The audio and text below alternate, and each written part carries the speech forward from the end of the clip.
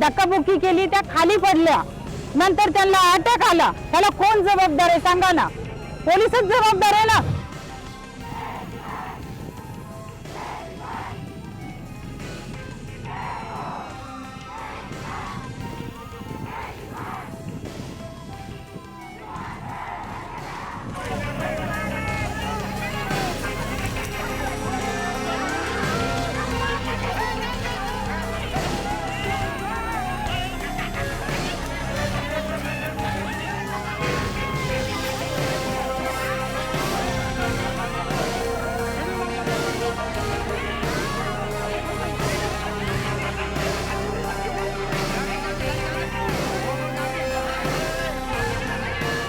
आमचे 7-8 लोक जखमी झालेत. आज एक मैत झाली, आमच्या कुंभारवळण गावची एक मैत झाली आहे, अंजना महादेव कामटे, आणि ह्याच्या दरम्यानच झालेली, त्या ह्याच्यात सहभागी होत्या, या आंदोलनामध्ये सहभागी होते. त्यांना मगाशी पोलीस महिलांनी, कॉन्स्टेबल त्यांनी धक्काबुक्की केली, त्या खाली पडल्या, नंतर त्यांना अटॅक आला, त्याला कोण जबाबदार आहे सांगा ना?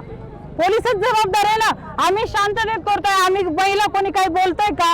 आमचे पुरुष मंडळी आम्हाला प्रोटेक्ट करतात म्हणून लगेच त्यांना लाठीचार्ज करायचा का? यांनी कोणी सांगितलं? यांच्याकडे अधिकार आहेत म्हणून यांनी काही त्याचा गैरवापर करायचा? दगड एक झाली त्याच्यामुळे पोलिसांनी लाठीचार्ज. असं अजिबात नाहीये.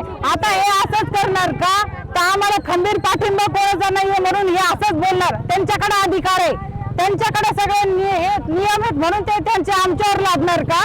नाही. आणि इथं एक खोटं बोलेल की सगळी जनता खोटं नाही बोलणार, या सगळ्या महिला खोटं नाही बोलणार ना. हे सगळे पुरावे तुम्ही यांच्याशी बोला. यांनी पाहिलंय प्रत्यक्ष तिथं की कोणी सुरुवात केली होती.